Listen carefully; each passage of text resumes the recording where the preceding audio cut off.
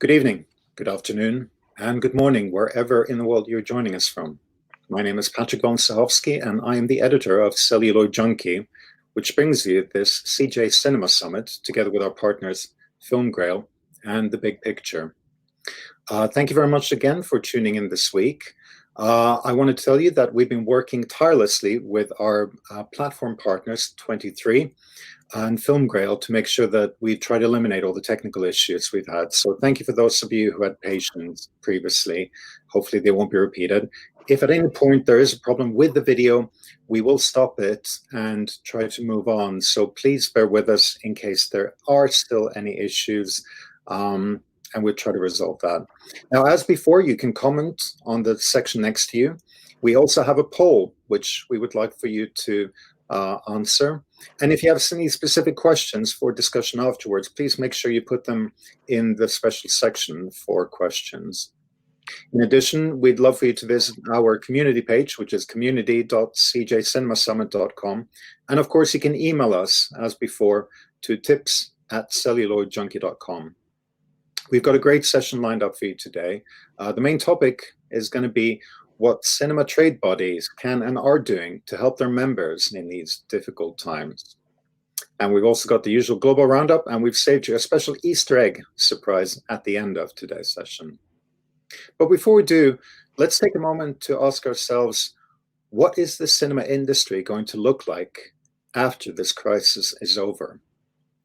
The one thing we know is it's not going to look like what it did before. Now, right now, cinemas are either in a state of hibernation or they're fighting for their very survival. But once we start looking to the future, we have to think about what sort of industry would we like to see and what sort of things will no longer be acceptable or common. We're not going to see rampant international growth fueled by cheap debt. Instead, we should look at how we can make cinema going smarter. And there are three ways I can think of. The first one is that we need closer cooperation between distributors and exhibitors. For a start, we need a global international campaign to persuade people to come back to cinemas.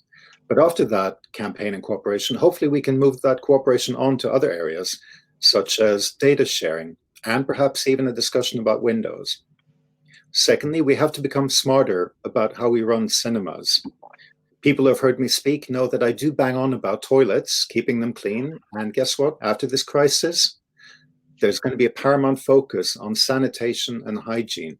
But we also have to be intelligent about things like using insights from the data that we gather about customers, and above all, becoming much more customer-centric. And this really brings me to the third point, which is the staffing. Now, cinemas have mostly no longer got projectionists, and the person at the box office has been replaced with software. So your frontline staff are now also your ambassadors. They are your customer-facing first point of encounter in real life. And therefore, we have to invest in them, we have to train them, and we have to treat them like an integral part of the cinemas, and not a line item that can be dispensed at the first instance when times turn tough.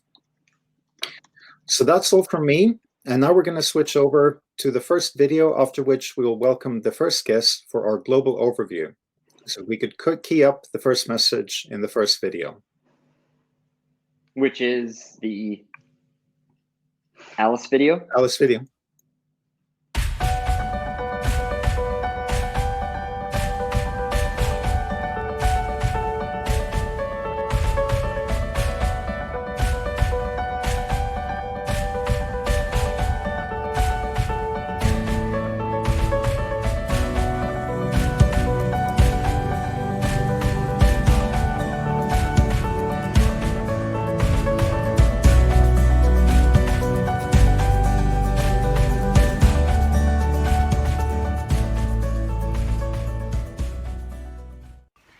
Hi everyone, I'm Alice. I'm talking to you from Milan in Italy, where the cinemas now are closed for 6 weeks, like the rest of Italy. And please to keep in the loop, to keep in mind that you have an audience that is not strictly physical now, but you still have a audience. So keep in touch with the audience, try to feel them involved through the social media, through the videos, through your community. I know that a lot of exhibitors here in the country are trying to send some hashtag on the social media pages and try to involve the audience, just to keep in mind that the cinema is not dead.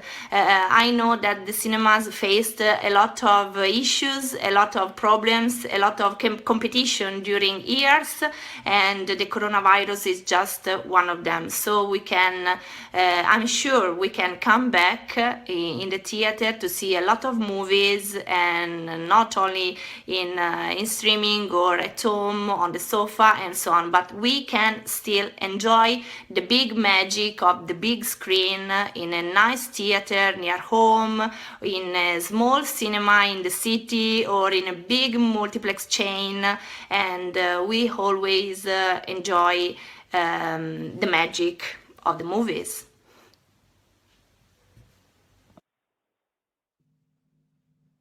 Great message there from Alice. And it is hard to imagine that it really has been 6 weeks, but it has. And unfortunately, there will be more. Now, joining me for the global overview this week, instead of Sterling, we've got a former colleague of mine joining, which I'm very pleased to welcome, Charlotte Jones from Omdia. Now, Omdia, I'll let you introduce yourself, Charlotte. Hello, and thank you for joining us. Hi, Patrick. Hi, Sterling. Hi, everybody. I just want to start by wishing all my industry friends and colleagues well, and thank you very much, Patrick, for inviting us on.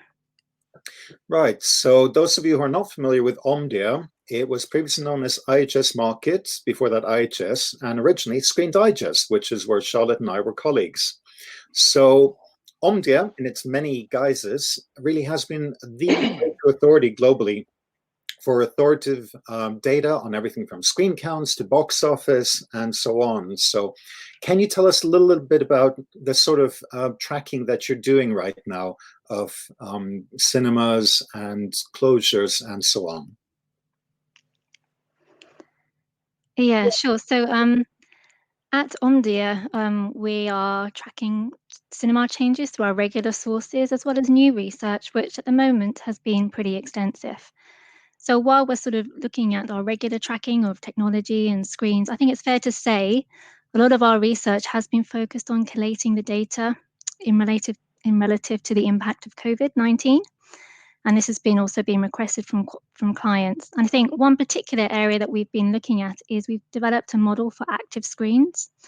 So, I mean, among the data we're looking at sort of screen counts, data screen closures, and dates of reopenings. And we've been able to draw some really great insights and analysis from this model. But I'm sure, as you can imagine, some of the data is pretty fluid right now, especially when it comes to sort of reopening dates. So this can be fairly challenging. Having said that, there are quite a lot of sort of really helpful industry resources. I think UNIC, they've sort of got a great publication at the moment that sort of does track these things. But in terms of the results of this, I think you're looking at one of our slides at the moment. So in terms of our output, we're tracking 75 markets, each with over 100 screens. And that sort of covers around 203,000 screens worldwide. And I think our latest weekly analysis shows that of these screens, 4% currently remain open. So that's 96% of screens that are shut. And I think from that total, you got around 7,000 there that are left. We're looking at about 90% of those screens that are still open are in Asia Pacific. So, I think you talked previously, Patrick, about South Korea and Japan, but we've still got 2% of screens in Western Europe that remain open, and also 1% in Central and Eastern Europe. Wow. Okay. Those are interesting stats, because I'd seen figures as low as 1%, but 96 closed is bad. But, there are still those 4% now. One of the other things you do, I know, is you send out a great newsletter as well to your subscribers, and that gets shared quite a bit. Can you tell us a little bit about what's been in the newsletter and the kind of update that you've sent out recently? Yeah, sure. So just to clarify the issue, so the 4% is screens. We're not tracking theatres, which I think is probably the other 1% figure that I think there's some other people are discussing. So 4% is the screen count. So I think my colleague David Hancock, he's been sort of very active in sort of producing sort of weekly, if not daily, sort of updates on the COVID situation, and these have been sort of really well received, and these are sort of freely available on our website. I think the majority of those are, so I would urge people to go and have a look at them. But I think what's come up in sort of this sort of weekly update is some of those title changes, so in distribution, some of those that are moving to digital. I think also in South Korea, that in terms of the Trolls World Tour, there's been a bit of sort of clashes between sort of theatrical and distribution. I think some of the other things that we're looking at that was discussed was also the possible easing of restrictions that are coming in phases, perhaps in Denmark and Austria and also Norway. So looking at that probably over a 6-week period, and probably cinemas would fit into sort of the later of those stages. So sort of more into sort of when we're looking at the public events coming back into play. So I think the other thing that we've sort of picked up on this week is also one of our own research reports. And if we can have a look at the data there where we're looking at the box office. So I think what we did in this report is we looked at 12 key international markets, and we sort of put together sort of an analysis, and we sort of found that these are sort of ranked in order of impact. So we have China there at the top. It's probably no surprise that China has sort of the biggest impact there, sort of an 88% drop. But I think some of the others might come perhaps more as a surprise, sort of France sort of being in third place there. So of these 12 international territories, sort of 8 of these are in the top 10. So obviously we're including some of the largest markets, and some of the data from other markets wasn't sort of currently available yet. But in total, we found that of the Q1 box office, we saw the drop was around 47%. So obviously quite a significant drop. And we found that was around sort of 3.5 billion in revenues based on the sample of territories here. So as we've discussed, we had China, followed by Korea, France, North America, and Spain. I think we've sort of just looked at some of the ones that were least affected. So that was UK, Turkey, and Russia. And I think Italy's decline was around 15%. So it's not as severe as some people might have been expecting. And that was probably because they had a very good January. I think some of the local titles performed quite strongly. So that sort of brought the rest of the sort of quarter back up again. Yeah, and I suppose Q2 is going to make for slightly more grim reading all over the map. Before we continue, I'd like to play our next video clip, because we have contributions from cinemas all over the world. This one too, unfortunately, from a place that's closed, namely Georgia. If you could cue it up, Sperling.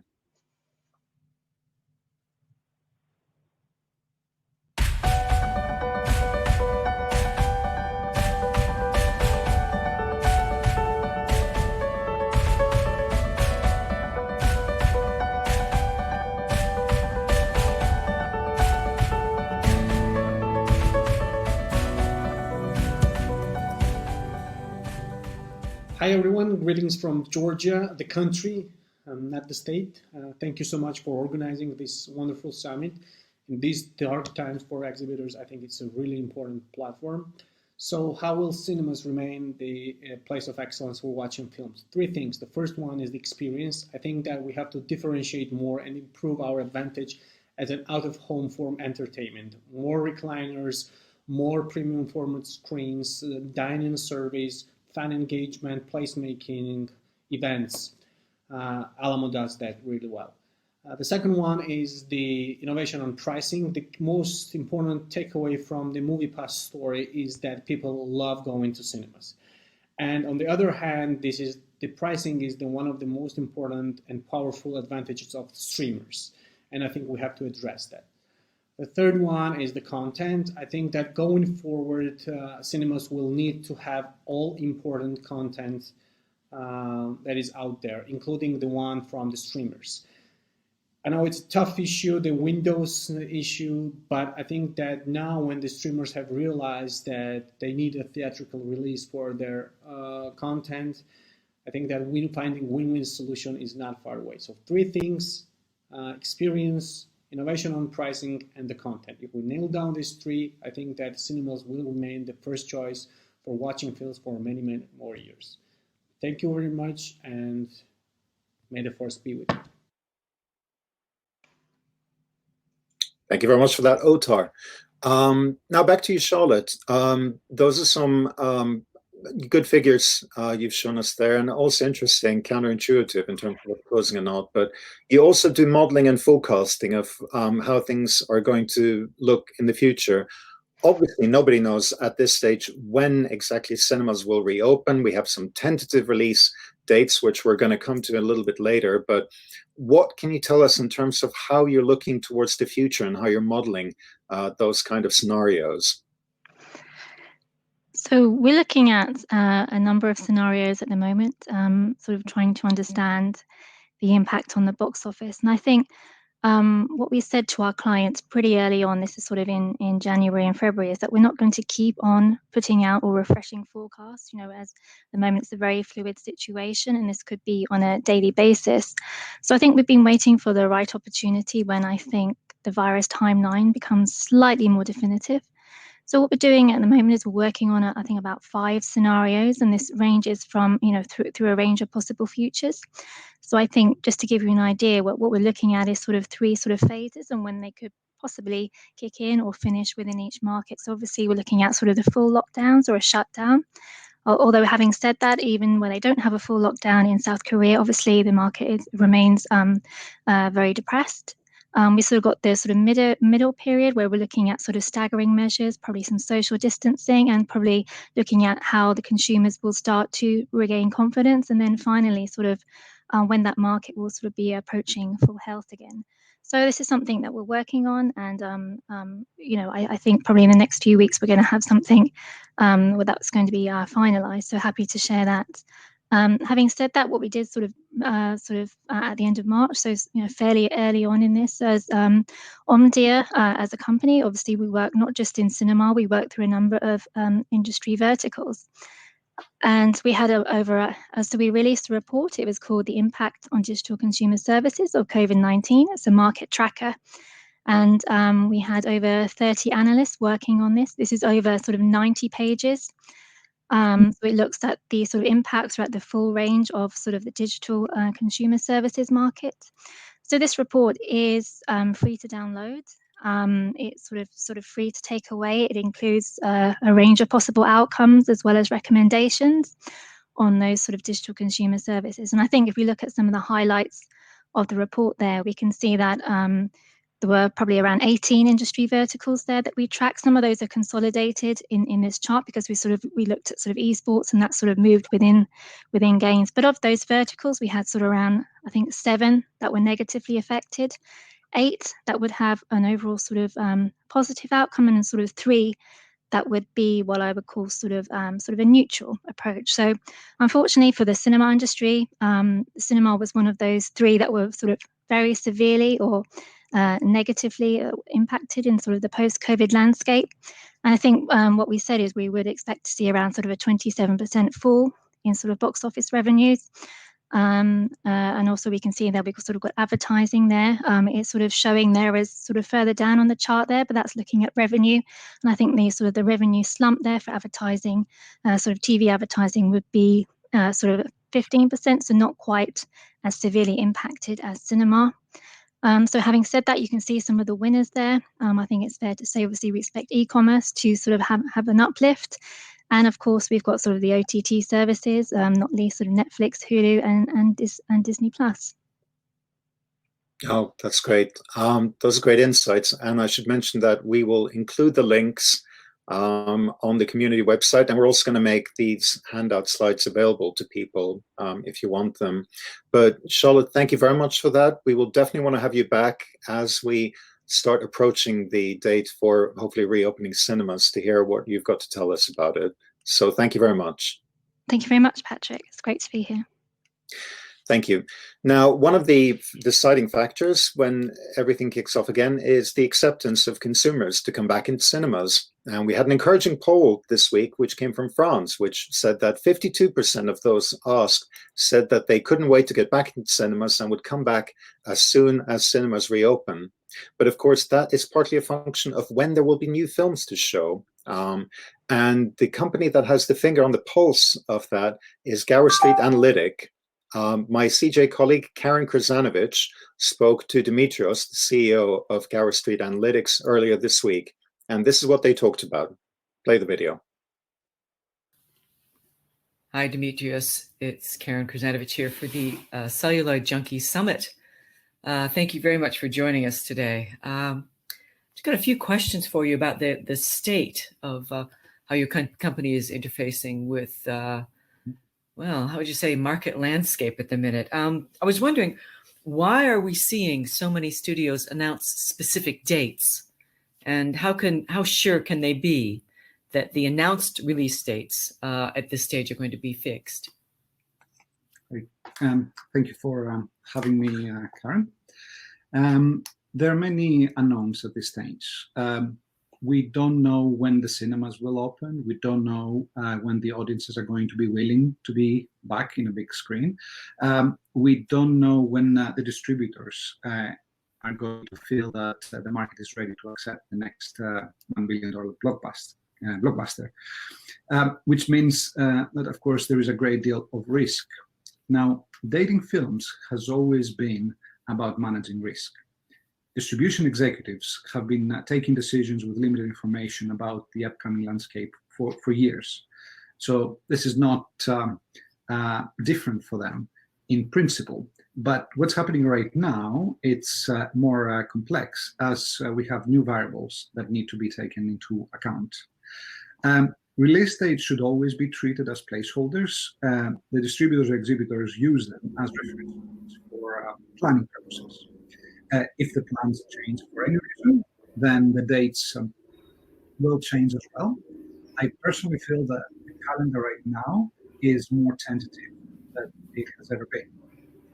Also, I think it's very likely that we will see many more release date changes happening as soon as we know that we are out of the lockdown phase. One thing I would flag here is that certain films are more difficult to move than others, even for films that are complete and are ready to be released, due to licensing deals for toys, for example, that may be tied to a Christmas release or a McDonald's deal. And of course, other films may have stopped production, and logistically it will take longer for the films to be completed, and this is another unknown for the studios as well. Now, I think everyone is trying to adapt here, and the studios will try to maintain any calendar slots that are considered to be of high value. So instead of single film moves, we will see shifting dates. For example, animated film A moves to the date of animated film B, B moves to C, and so on. And we also expect to see a lot of swaps for films in 2021 because of production delays. Right. When you say valuable dates, is that around the holidays? Is there a particular set that's considered a valuable date, or is it in context? It's typically around holidays and generally around audience availability. So, for example, Christmas is a prime time, and specific films, family targeted films, do very well. You also have the period around school holidays, for example, our half term here in the UK, or the summer period. So, yeah. So, Gower Street Analytics is useful to studios in normal business time. In what way is Gower Street Analytics useful to studios at this particularly volatile time? Well, first of all, our main platform, Forecast, which is a system that we have brought to the market in partnership with Comscore Movies, allows the distributors to run dating simulations. So a dating exercise that would normally take hours or days, if done by an experienced analyst in Excel, now takes practically seconds on our platform. Dating simulations on our platform can handle one date change or 100. It can handle single moves, shifting of dates, swaps, or any combination of the above. Now, it's also important to remember that dating is not a set and forget exercise. The distributors have to continuously monitor the market space, take into account the moves of their competitors, and assess if the decisions they made a few weeks ago still makes sence. Now, our platform allows our users to assess the changing marketplace and flag the risk and opportunity on a daily basis with practically minimal effort. Of course, the big unknown right now is when the cinemas are going to reopen and what the audience appetite is going to be. The Gower Street team is working very hard right now, adding these new variables into our algorithms and making sure that our scenarios are performing as expected. The other area that we are adding value right now is helping executives understand the mechanics of market recovery. We have done a lot of work on that. We have recently released a 35-page report called The Road to Recovery, which we now update twice a week for our subscribers. This report allows industry executives to see the evolution of the pandemic in a global scale and see the recovery of all major international markets as it happens. And by the way, an early draft of this report with the definitions of our 5 stages to recovery is available for download for free on our website, which is gower.st. Okay. What advice would you give studios that have either chosen release dates already or are thinking about choosing new dates? Yes, that's a good question. I have actually 2 pieces of advice on that. I think the biggest danger with dating right now is, and I think everybody is flagging it, is that we have a potential chicken and egg situation that can spiral out of control. It is the scenario where the cinemas open, but there is much product in the market, and understandably, the results are disappointing. That may push some distributors to withhold product, or at least the big blockbusters, until they are satisfied that the market has recovered. Unfortunately, the market will not recover until product is available, hence that chicken and egg situation. Now, ironically, the audiences are actually starved right now, and I don't mean for content, as the streaming platforms are taking care of this at home. Social distancing for me means that audiences miss the social experience that's associated with watching a film in a full cinema with their friends. So I believe that the first blockbuster that opens will do well, and I just hope that we don't have to wait too long for it. Well, Demetrius, thank you so much for that. Oh, did you have one more thing you wanted to add in? One more thing that I would like to say. The other piece of advice I have is that I really want us to try to avoid, as much as we can, a situation that I call Italy in the autumn. Traditionally, the summer period is a very quiet one for Italy, and as a result, all the films that open in the other markets during the summer are crammed in the September-October period, and typically underperform as the films just cannibalize each other. We may have a similar situation with a calendar, having too little product at the beginning, and then a blockbuster overperforms, and then we have too much product, and then a gap, of course, because the stalled productions have not caught up yet. So we just have to be extra careful with dating and make sure that films on the same day complement each other, they don't cannibalize each other. So the opportunity is there, in theory at least, to have a win-win for everyone, particularly or even in a crowded calendar. Yes, of course. All right. Well, Demetrius, thank you so much for that insight into Gower Street Analytics. It's been very useful. Thank you very much for having me. And congratulations again on the CJCinemaSummit. It's a great initiative, guys.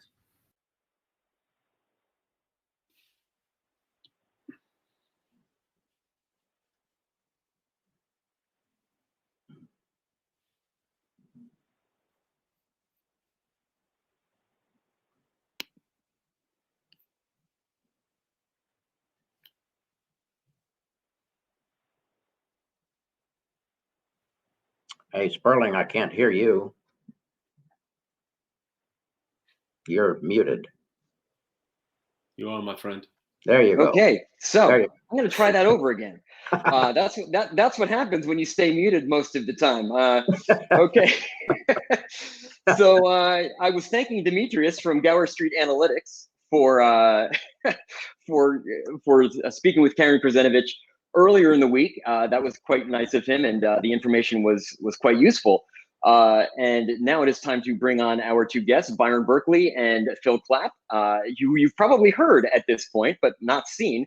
Now, Byron has come full circle. He started his career in high school in cinemas as a projectionist, as a doorman. He worked his way up as a theater manager for the United California Theater Circuit, but then he left the cinema industry, worked as a brand manager for the Schlitz Brewing Company, a name I constantly struggle to pronounce, and then as the vice president of food services for Sunkist. Once he was done with that esteemed career, he decided he was going to come back and back into the cinema business, and he acquired the first of several movie theaters in Texas, forming Foothills Entertainment. He is a founding board member of the Independent Cinema Alliance and previously served on the NATO executive board as an independent theater owner. And I'm going to let him explain the Independent Cinema Alliance in a moment. You know, Byron received the NATO Marquee Award at CinemaCon in 2017. Now, Phil Clapp, who you're now seeing, since I'm trying to juggle both things here, he was appointed the CEO of the organization that became the UK Cinema Association in October of 2007. During his time at the association, Phil helped establish the digital funding partnership specifically geared to help small and medium-sized UK cinema operators, and he led the establishment of the Meerkat Movies promotion. In May 2013, Phil was elected president of the International Union of Cinemas, otherwise known as UNIC, and of course, everybody knows they're the European group of cinema trade associations and key operators. Now, it looks like we may have lost Byron. I'm not sure why. So why don't we start off with you, Phil? What are you hearing from your constituents, both in the UK and in Europe? So in the UK, clearly we had a troubling week, in particular between our government telling people not to go to cinemas, and then our government actually formally closing cinemas, which at least gave us certainty. And then another troubling time when we were waiting for our government to step up in terms of support for cinemas and indeed the broader industry. It has to be said that actually a good deal of what the UK government has done has been very good and has been very welcome, and has you know, really offered us what you might call kind of a lifeboat at the moment. Particularly, we have a thing called the job retention scheme, which furloughs, which allows employers to furlough staff, and government picks up 80% of the tab. I think what you're hearing from people in the UK and in Europe, and I'm sure globally, is uncertainty. You know, no one really knows how long in each territory this thing will last. No one really knows, as Demetrios said, the public willingness to embrace cinema going. We know it will be there, but how quickly will it arrive and how can we embrace it? And equally uncertainty on the content side. So, you know, what we've been attempting to do within the UKCA and you know, colleagues in other European territories, and I know colleagues at NATO, is provide as much communication, as much clarity as we can, given the difficult circumstances we find ourselves in. Well, before we speak with Byron, I'm going to just place a poll that asks the question, what is concerning you most right now as theater operators, as cinema operators? What is concerning you? There is a poll, I don't know which side it's on, but I have started the poll, and feel free to answer, and we'll go back to that after we speak with Byron and Phil again. And again, we're going to be going to some of the questions that should be asked in that questions tab.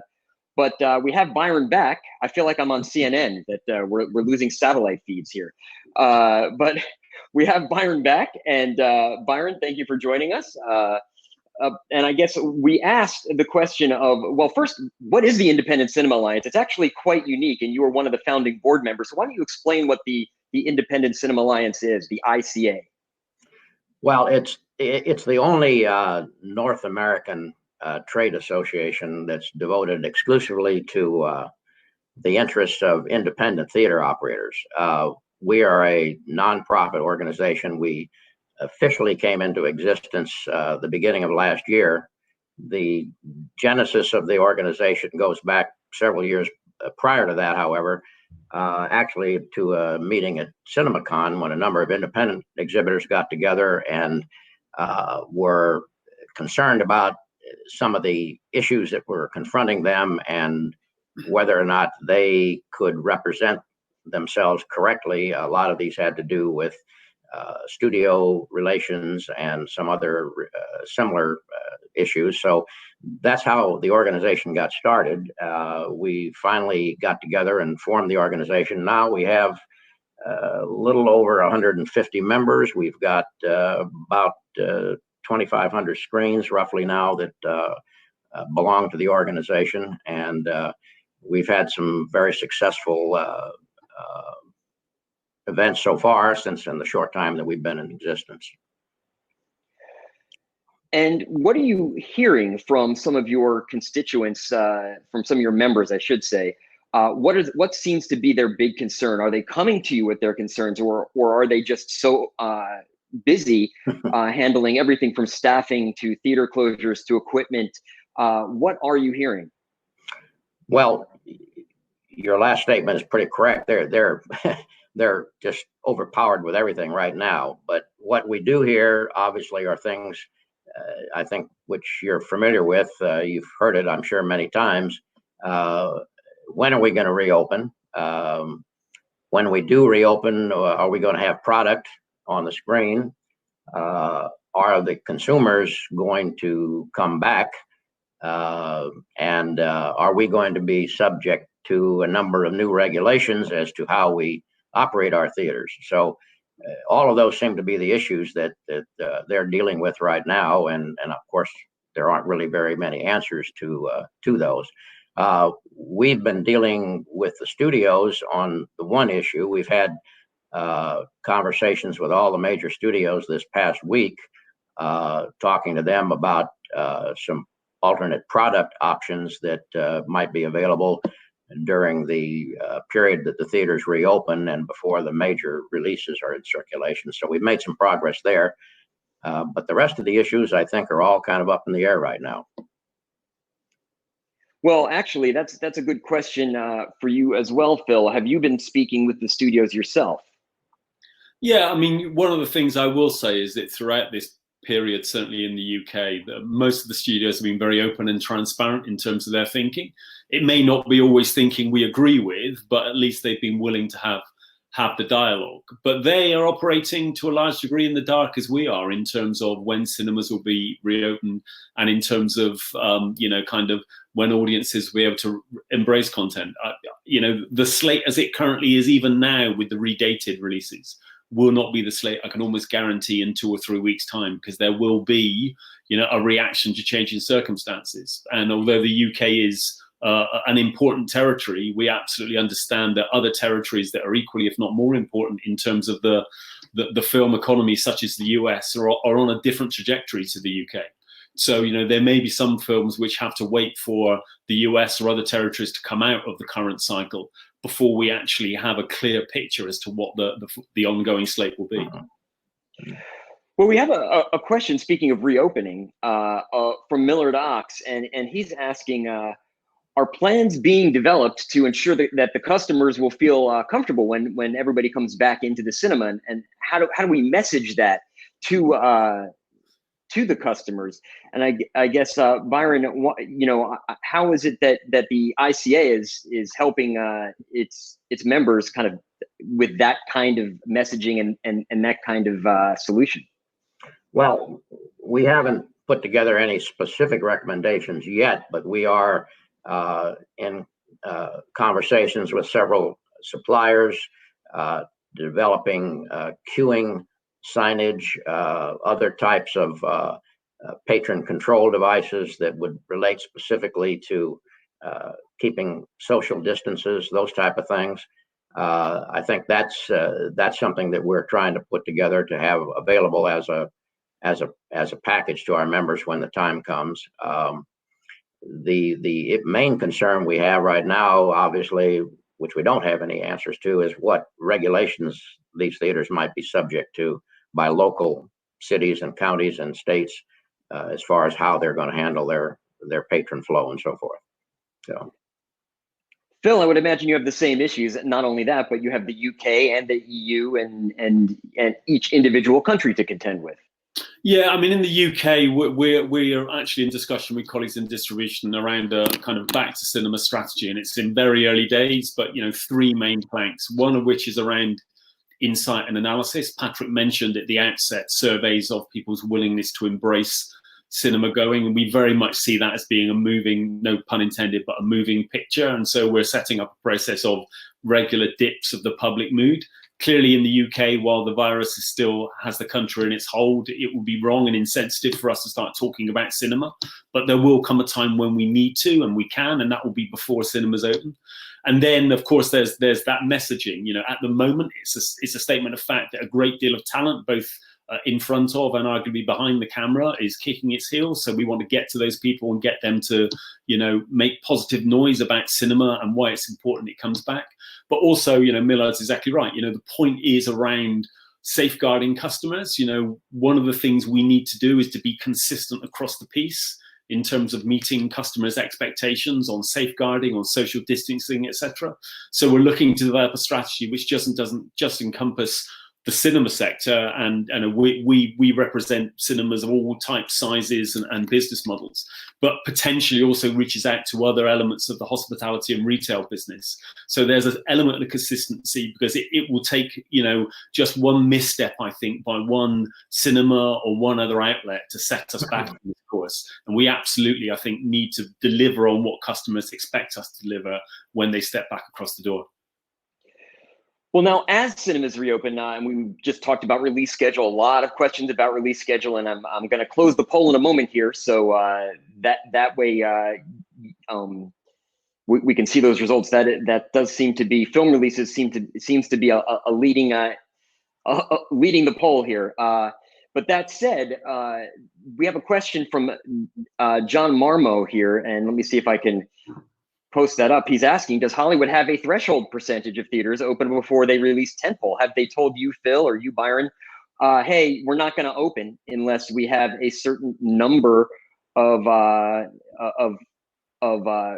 theaters that are open? Phil?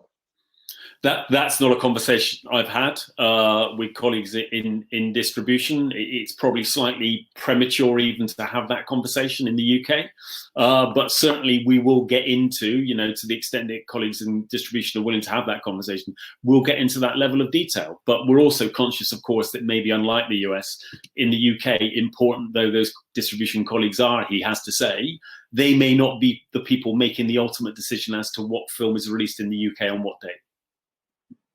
Well, what about you, Byron? I guess the same. The answer would be the same then. Well, we are led to believe that the studios won't be releasing any major product until all of the major markets are on board. LA, New York, Chicago, so forth. So, and that, of course, is a sort of a question right now as to how soon that will happen. Our members, being smaller markets, are likely to open well in advance of any of the major markets. So we expect to be sitting there for some time without any major product. But we don't have any specific information from any of our studio partners as to how many screens they expect to have up and available before they will start to release. But our impression is that it's going to have to include every major market in the US before they will consider anything of any substance to be released.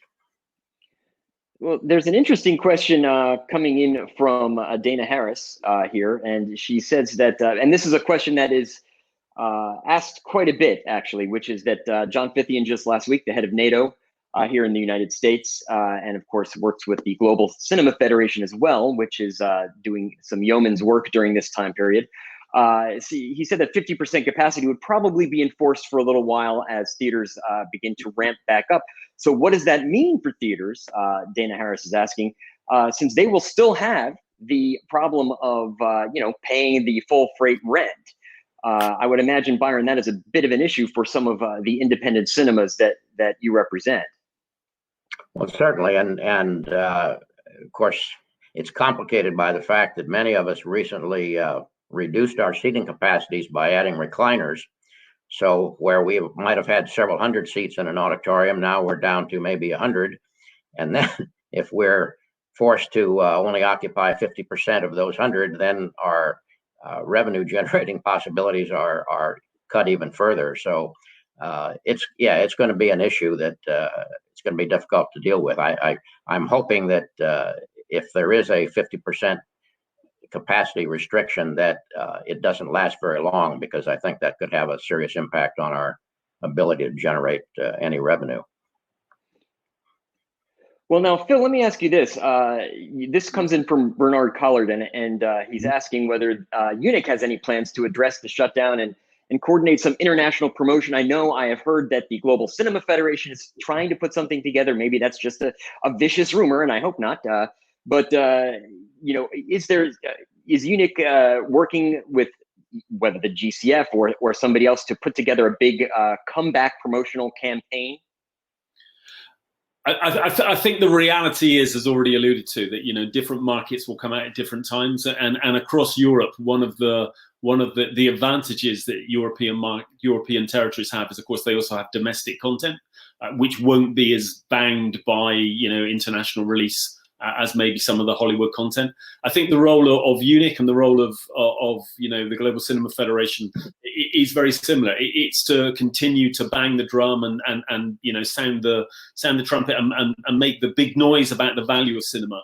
But really, it's about sharing experience and coordination, to be honest. You know, clearly different territories, as they come out of this issue, will try different messages, will try different approaches. And rather than having one single one-size-fits-all approach, which I don't think is appropriate, certainly in Europe and probably, and therefore definitely not globally, is really around actually trying to work out and share what works and what doesn't work, both in terms of the messages themselves, but the timing and when they land with the public.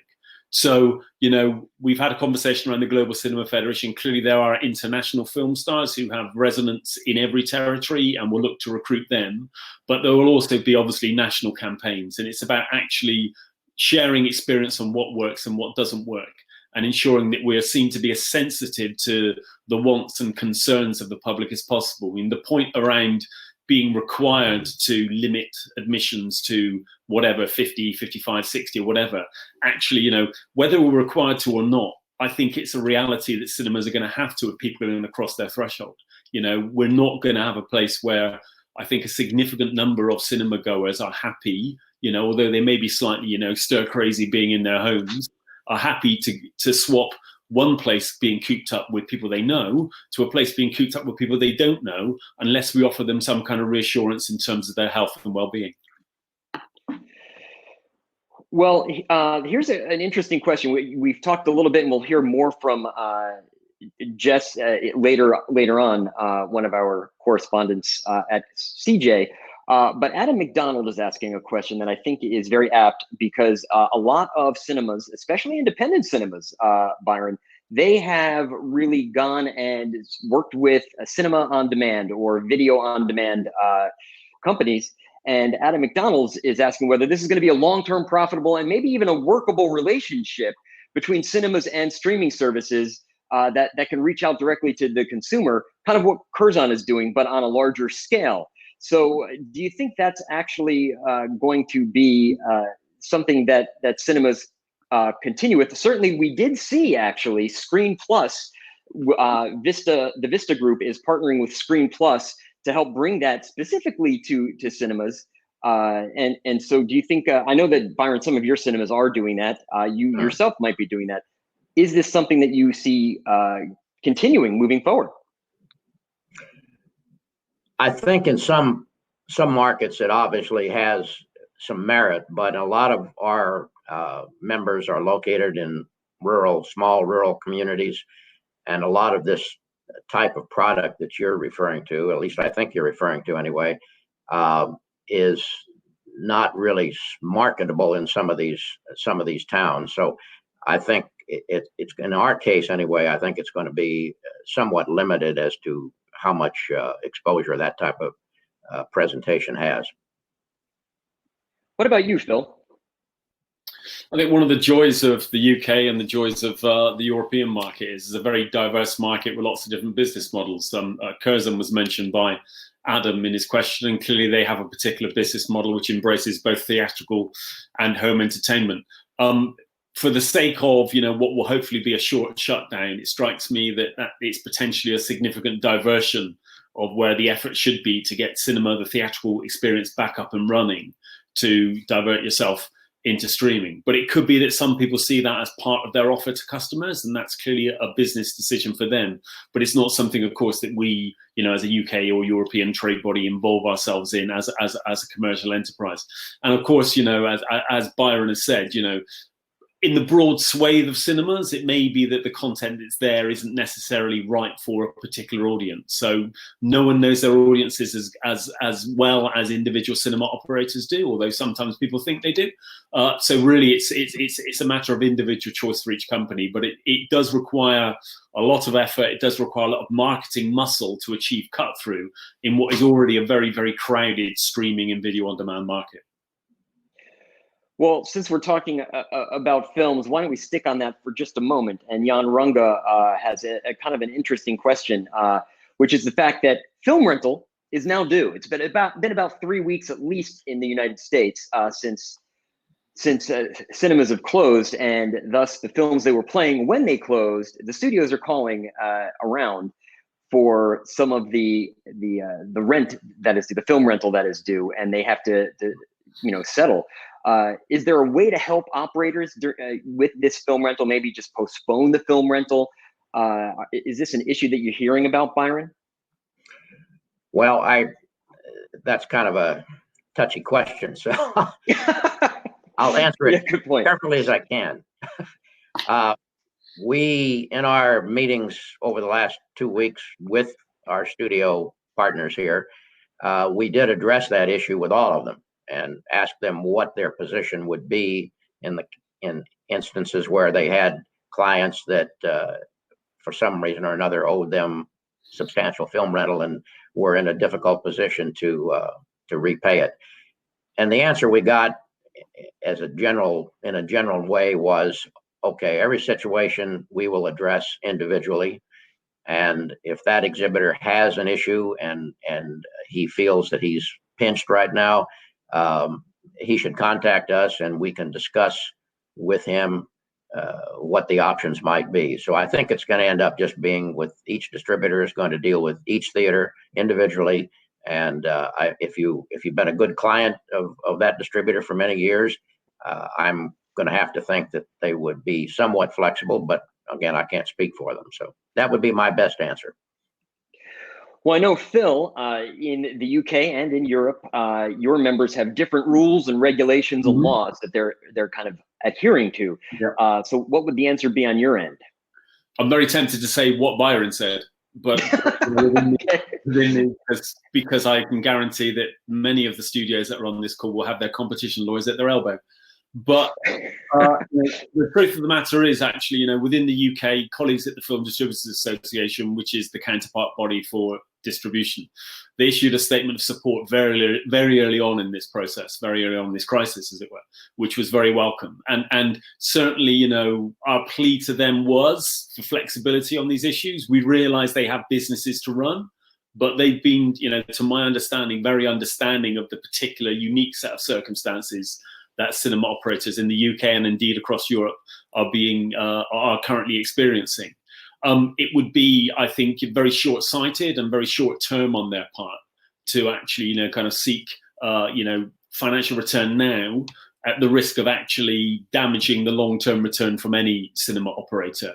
But again, as Byron said, I'm sure they would want me to say that, each case is on a case-by-case basis, as it were. But as a general point of principle, I think, colleagues in distribution, and I can only speak with any knowledge of the UK, I have to say, but colleagues in distribution have been very understanding and very flexible in what is clearly a very, very stressful time for everyone. I guess as we wrap up here, and I'll post the poll now, I suppose.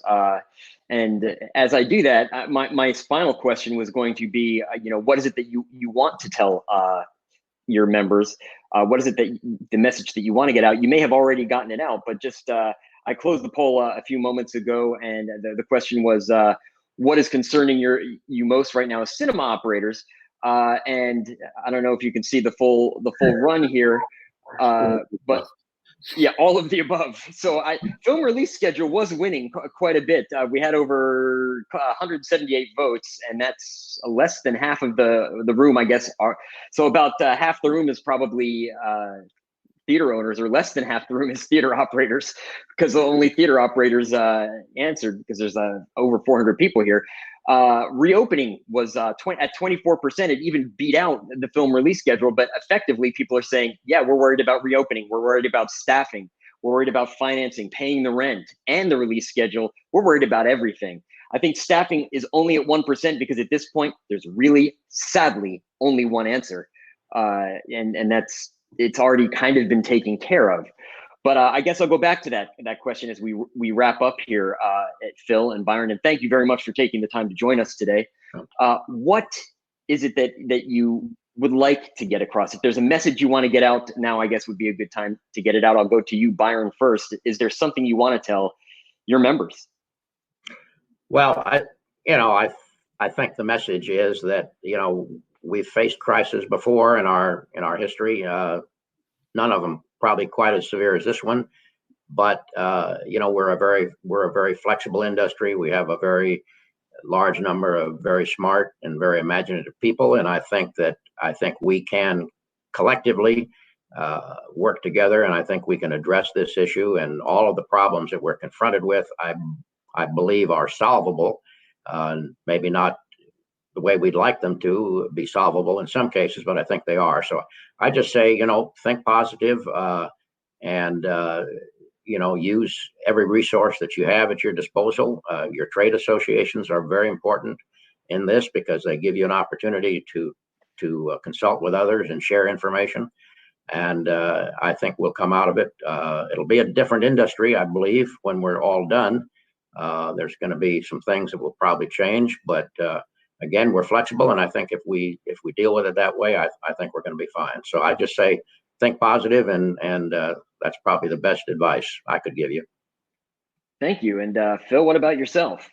I mean, I want to echo Byron's positivity. I mean, one of the things I've seen during my comparatively short, compared to Byron, time in the industry is the resilience of cinema exhibition and the resilience of cinema operators of all types and sizes in terms of companies. But just to kind of echo one note that Byron struck there is around trade bodies. I mean, I see across Europe, my counterparts in other European territories working incredibly hard to represent the people who, they pay their wages, but, representing those people and those voices. And this is the time when, you should be calling on your trade body for help. Trade bodies work because they provide a single coherent voice for you and for your sector. This is the time when every other industrial sector is calling on government for support, and public agencies only really are able to deal with single voices at a time. So, make sure your voice is heard with your trade body, make sure your trade body is achieving cut through. Trade bodies can also work in alliance with other sectors, which isn't certainly true of individual companies. And I'm very, very confident that we'll get out the other side. As Byron said, it will be a different industry, but it will be an industry that people love and an industry that people embrace. Well, and I thank you very much, Phil, and thank you, Byron and Phil, for joining us. According to Paul Marcotte, Byron, you might have one last job. He would like to nominate you for president, apparently, here I'm seeing in the chat. So I don't know, president of what, and I don't know if you want the job now. It might be rather difficult to take on, but yeah. I'd like to thank both of you for taking the time to join us today, and we'll be placing links to your associations in our not only here in the chat, but also when we post the video for this. So thank you very much. Well, thank you. Now, I guess I'm looking at all of the questions coming in, and the reality is there's no way for us to answer all of them. However, we do have a Cinema Summit community section. It's at community.CJCinemaSummit.com, where we can answer some of these questions and have been answering some of these questions. Now, some, especially some of Byron's members, have been very, very diligent about trying to make money either through video on demand or through selling popcorn and selling concessions, or, well, various different initiatives. And it seems that, Fridley Theaters, for instance, on the Dine-In Cinema Summit called, the Dine-In Cinema Summit has been going for 2 years in Austin, Texas, and it's put together by Venue Valet. They have been holding a weekly kind of happy hour call on Tuesday where it's mostly exhibitors and equipment manufacturers get together. It's really an open-ended conversation. It's very informative. And I learned on that call this week that Fridley Theaters decided to sell popcorn out of their parking lot, and the police showed up only to direct traffic because there was so much traffic. They made close to maybe even over $50,000 in one weekend. That money is going to help pay for staff to keep their general managers and managers working. Now they are looking at their candies and concessions and seeing that those might expire. And so they're saying, well, what if we put a bundle together and sell popcorn and candy? And apparently that's this weekend. And they had no marketing, only social media, and it's working, and they're selling it at movie theater prices. With that said, cinema operators are being very creative, to say the least, in how they put their how they operate during this time period, and how they try and communicate with their patrons, and how they earn any type of revenue. And Jess, who is one of our contributors at Celluloid Junkie, operate during this time period. Patrick is here. Patrick, why don't you introduce the video from? And he left. Okay, so never mind. Hey, we're live. What can I say? So Patrick was going to introduce the video from Jess Carlin, which she did a story on Celluloid Junkie about how exhibitors are trying to monetize and earn revenue during this time period. It's been very creative. We're going to play that video, and then that'll be the end of this week's summit. That said, please do go to the community section to ask questions. We are answering them, or at least trying to find answers during the week and throughout the week. We're doing another summit next week, so please feel free to register for that. We'll have a video of this one. And again, tips at celluloidjunkie.com. That's TIPS at celluloidjunkie.com for any questions you may have during the week. Thanks. Hello, Jess. Thank you very much for joining us. Could you introduce yourself and tell us a little bit about the article that you based this list on? Of course. Hi, Patrick. It's really nice to be here. So my name is Jess. I'm one of the co-founders of Screen Moguls, and I'm also a contributor for Celluloid Junkie. And I recently wrote an article about what patrons can do to support their local cinemas. So what I'm going to do today is just talk you through the top 5 of some of my favorite initiatives that I found from this article. So let's begin. In 5th place, we've got gift cards or vouchers and simple memberships. So we're just going to pull up an example from the Prince Charles Cinema in London. This is probably one of the most accessible forms of support for any cinema. Most cinemas will already have this available, and there's a range of pricing options which make it a really accessible means for any patron to be able to support their cinema. And most importantly, it actually encourages the customers to come back to the cinema when they reopen, which is the ultimate goal for any of these initiatives. So in 4th, we've got curbside concessions. So a lot of cinemas are offering takeaway, so why can't cinemas? Not only does it use up additional stock, but it provides a small source of revenue for any cinema that can't be open.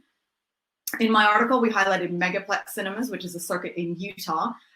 They're offering curbside concessions at select locations, but there's been quite a few other examples. The nice thing about Megaplex's initiative is that orders can be placed through their mobile app. So not only are you ordering concessions and getting a source of revenue, but you're also encouraging app downloads. But obviously not all cinemas will have access to their own app. So we've also seen success with cinemas doing this just through texts or through their social media or even just a word of mouth campaign. In 3rd, we've got a really creative social media campaign from the UK, which is the Everyman House Party from Everyman Cinemas. It's essentially a communal watch party for followers. It started a couple of weeks ago, and each week a new movie is chosen, and customers are encouraged to all watch together and tag the Everyman House Party hashtag in any social media posts. We've seen a number of these watch parties pop up in the last couple of weeks, and it's a really great way to build community through social media and maybe reach a younger audience. So in 2nd, we've got the suspended ticket campaign from Italy, and I'm not even going to try and pronounce that in Italian because I will butcher it. But this is actually a wider campaign for a number of cultural institutions, including galleries and museums.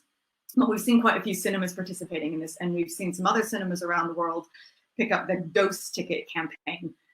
So in essence, a patron can buy a ticket, but rather than gaining entrance, it just simply goes to supporting the cinema. It's a slightly more creative version of a gift card or a voucher. And finally, the favorite initiative that I've come across is from Weische Cinema in Germany. Basha Cinema is Germany's most prominent cinema advertising group. And what they've done is they've set up a special website and social media campaign to allow patrons to watch advertisements just as they would during a pre-show reel. And the exhibitors receive the same amount of share as they would if the spot had played in cinema. Patrons can just go to the special website, choose the cinema that they want to support, and then watch as many ads as they want to support their chosen cinema. It's a really creative but really simple way for customers to show their support. So we know that this is a really tough time for everyone, but hopefully this has given you a couple of ideas or inspiration for ways to support your local cinema, or if you are a cinema, to encourage support during this quiet period. So we'll make sure that all of these links are available to everything that I've mentioned so you can learn more if you're interested. Thank you, Jess. Those are terrific examples. And really, so for the perfect virtual cinema evening, I buy gift cards for my friends and family, pick up some popcorn from the curbside, arrange a house party at home, and then with my suspended ticket, sit myself down and enjoy a few adverts sort of before watching the film. Exactly. It's a whole cinema night in your house. It will never replace the experience, but for this time, hopefully it will give some ways to keep cinemas going so that they can reopen successfully when it is time to reopen. Great. Thank you so much, Jess, and hope to have you on again soon. Thank you. Bye. And a final thank you from me to all of our speakers, all of our guests, and the amazing technical crew at 23 and Film Grail who made it possible. I think we managed to eliminate most of the technical problems, maybe a slight sync issue there at the end and a handover. But really, I want to thank all of you who keeps this conversation going in the conversation field and writes to us and gives us feedback. Please continue to do that. tips@celluloidjunkie.com. And finally, this is the holiday when we turn our thoughts to rebirth, renewal, and freedom. So I'm sure we're all hoping for the cinemas to be reborn pretty much soon. And we hope that the COVID virus pass over all of you. Thank you very much from all of us. Hope to see you next week.